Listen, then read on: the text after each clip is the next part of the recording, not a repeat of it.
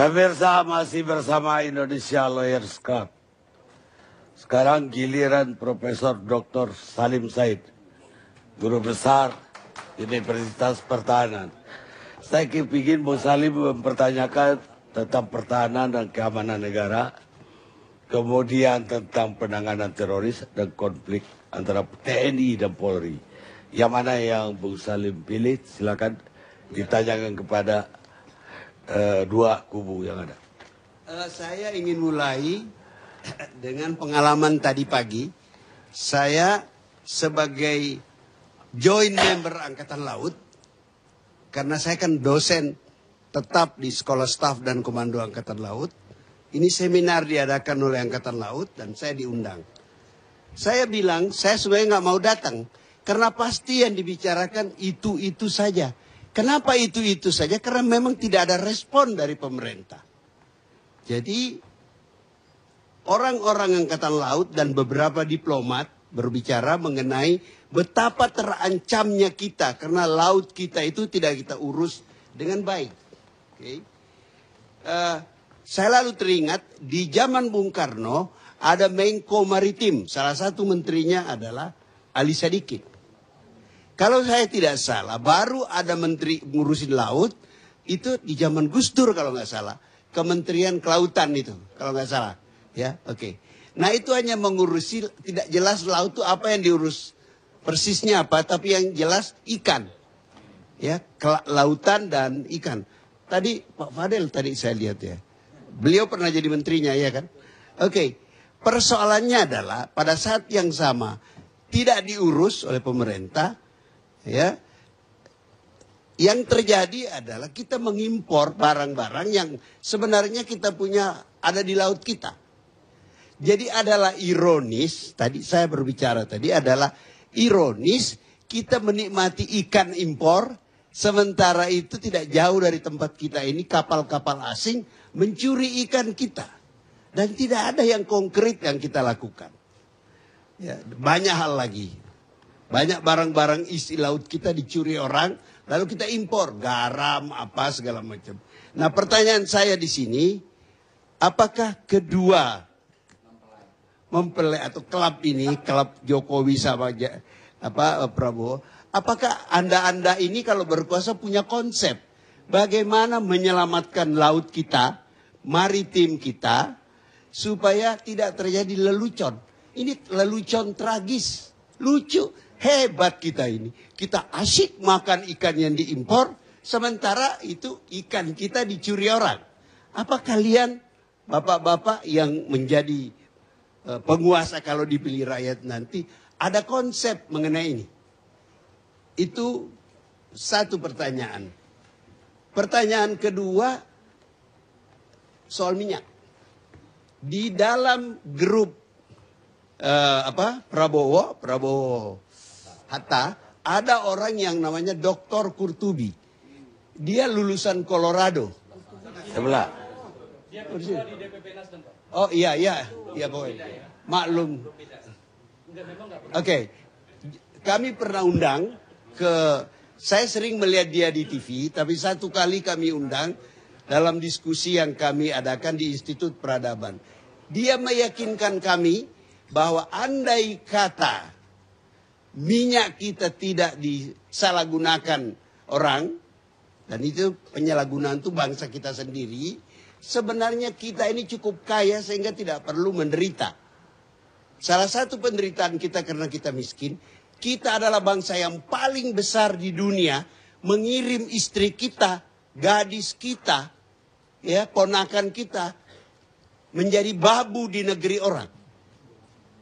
Apakah karena kita pikirkan bahwa kita ini adalah eksportir, mengekspor anak istri kita dan pulang ke negeri kita atau sebagai mayat, atau sebagai orang-orang yang cacat, atau orang yang membawa anak dari perbuatan orang yang mempekerjakan dia.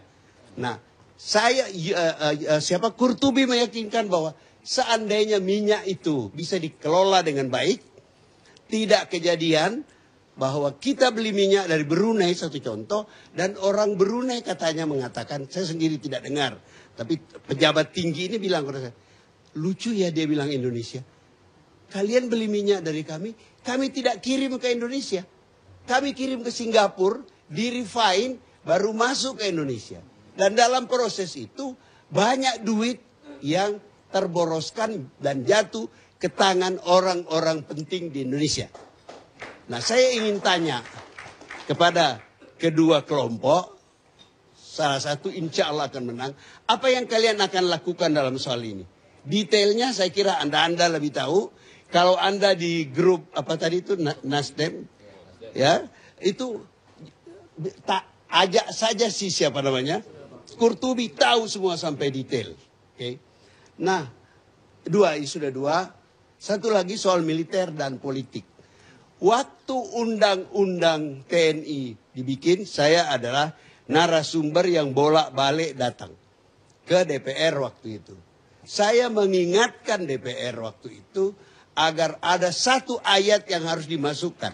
Apa itu? Ada aturan tenggang waktu antara seorang perwira pensiun dan boleh masuk ke dalam public office. Di negeri-negeri modern di mana civilian supremacy ditegakkan, ada aturan itu. Salah satu yang menarik adalah Israel. Sebagian besar politisi Israel itu adalah mantan jenderal. Kalau saya tidak salah, Netanyahu adalah mantan Kopassusnya Israel. Tetapi karena dulu sejarah tentara Israel itu banyak persamaannya dengan tentara Indonesia. Pada awalnya perang kemerdekaan, tetapi setelah merdeka ada satu politisi hebat namanya David Ben Gurion itu bisa menundukkan tentara kepada civilian supremacy.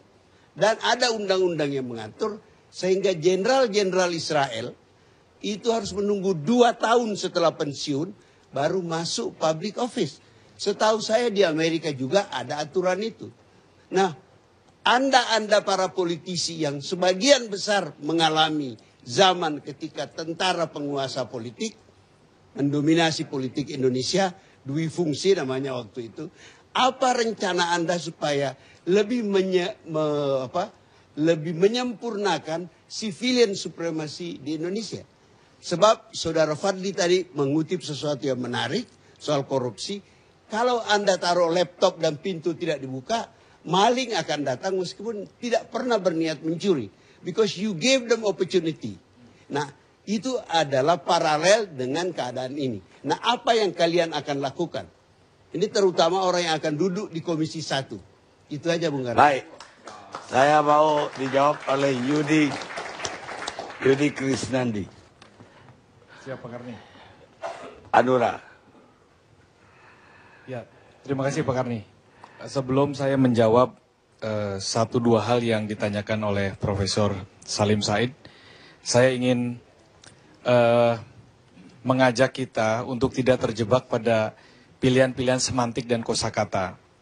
Bisa saja pengertian semantik dan kosakata seperti petugas partai diartikan dari satu sisi merupakan pilihan yang tepat, tapi dari sisi lain dianggap tidak tepat. Tapi yang paling penting adalah pemaknaan.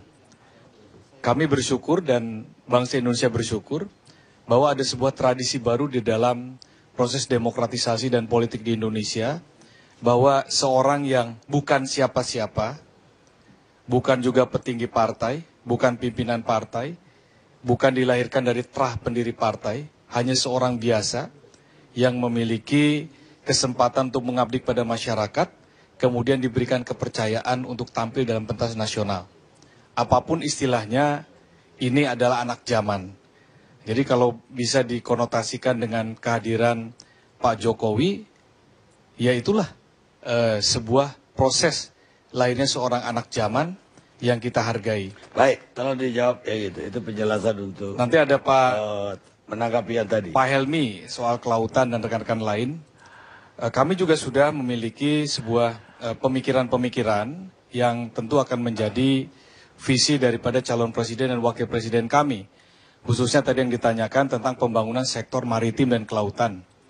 Kelautan tidak hanya terfokus kepada sumber daya laut seperti ikan saja, tetapi juga sumber daya yang lebih luas dari itu, transportasi laut, lalu kemudian potensi-potensi laut, kemudian pantai, dan kepulauan. Kita mengetahui bahwa Indonesia kan 3/4 dari luas wilayahnya adalah perairan. Sehingga kami menyadari betul bahwa potensi maritim Indonesia ini perlu dikembangkan. Tidak hanya dari potensi-potensi ekonomi, tetapi juga dari konsepsi pertahanan nasional. Jadi kalau saat ini anggaran pertahanan keamanan itu heavy-nya masih ada di anggaran pertahanan darat, kemudian angkatan laut itu masih yang kedua, disusul oleh angkatan udara, tetapi ke depan pembangunan sektor kemaritiman khususnya di sektor pertahanan ini akan terus ditingkatkan dan setidak-tidaknya bisa lebih seimbang. Karena tantangan-tantangan ke depan ini bagaimana kita juga bisa menjaga potensi-potensi kelautan, kejahatan-kejahatan non-konvensional yang terjadi di wilayah perairan, itu membutuhkan alat-alat pertahanan yang handal di laut. Kami sudah berpikir ke arah itu, dari sisi potensi ekonominya dan juga dari sisi pertahanan. Hal yang kedua yang ingin saya tambahkan adalah tentang civilian supremacy. Civilian supremacy ini merupakan sebuah ujian sendiri bagi bangsa Indonesia. Dan civilian supremacy ini juga ditunjukkan dengan hadirnya tokoh-tokoh sipil yang bisa diterima oleh bangsa Indonesia, mendapatkan dukungan dari kalangan militer untuk menjadi pimpinan nasional melalui sebuah proses yang demokrasi. Jadi Indonesia sudah membuktikan sejak proses reformasi tahun 1998, kita memiliki presiden sipil, lalu kemudian dilanjutkan oleh presiden sipil lagi, dilanjutkan oleh presiden yang dari kalangan sipil lagi, baru kemudian presiden yang berlatar belakang militer. Tapi dari sebuah proses demokratisasi yang memang berjalan dengan apa adanya.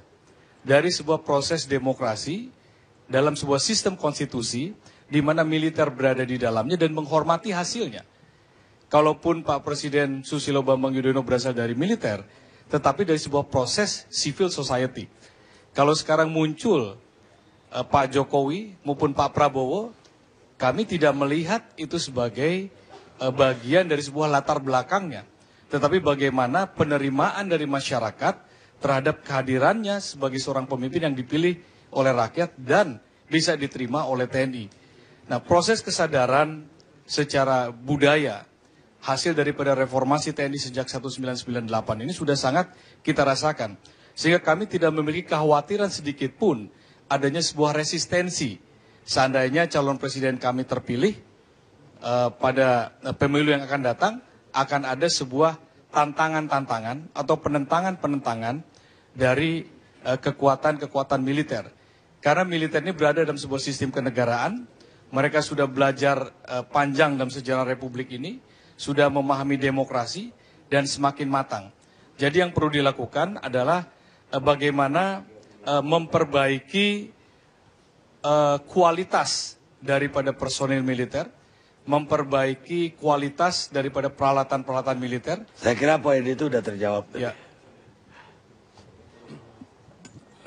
Baik, terima kasih Pak Profesor Salim Said, yang saya kira ini menjadi bagian penting dari calon presiden kita, Pak Jokowi JK, karena mengingat Indonesia ini merupakan negara dengan jumlah kepulauan terbesar di Indonesia, di seluruh dunia. Kita memiliki 17.466 pulau, dari Sabang sampai Merauke, dari Pulau Miangas hingga dengan Pulau Rote, dengan jumlah penduduk 242, bahkan sekarang mungkin sekitar 249 juta jiwa. Maka karena 2/3 merupakan kawasan perairan laut, kultur yang harus dibangun juga adalah kultur menghadap ke laut. Problemnya adalah saya kira kultur sudah kita baik ke pertanyaan masih beliau. membelakangi laut. Maka untuk itu, Bapak Ibu sekalian, banyak saya kira yang bisa kita gali, ya, misalnya rumput laut. Rumput laut itu bisa melahirkan 500 produk turunan, baik itu untuk makanan, untuk kesehatan, kosmetik, dan seterusnya. Sementara ini kita belum secara optimal memaksimalkan berbagai macam potensi yang dimiliki. Daerah-daerah kepulauan seperti di Maluku yang hampir 90% merupakan kawasan perairan laut, dan juga di NTT, di Papua, ya, di Sulawesi Tenggara, dan seterusnya. ini betul-betul harus kita eksplorasi produk unggulan yang dimiliki oleh daerah-daerah tersebut. Maka menjadi komitmen kami untuk menjadikan maritim ataupun wawasan untuk pengembangan perikanan dan kelautan ini merupakan bagian dari eksplorasi kita untuk peningkatan pendapatan di masa yang akan datang. Untuk itu, paradigma yang akan dibangun tentunya adalah apa yang disebut sebagai people follow infrastructure. Kawasan-kawasan di timur yang merupakan kawasan perairan laut, infrastrukturnya masih sangat rendah. Karena apa? Karena seluruhnya masih mengembangkan apa yang disebut sebagai paradigma infrastructure follow people. Masyarakat Jawa yang penduduknya sangat tinggi, kebutuhannya tinggi, terus dibangun infrastruktur, sementara kawasan timur Indonesia yang kita lihat memiliki potensi kelautan yang tinggi, terus terang infrastrukturnya masih harus banyak dibenahi. Maka ini menjadi PR dan tentunya akan menjadi apa yang menjadi visi dari Pak Jokowi dan Pak Baik, Yusuf Kala. kita rehat sejenak.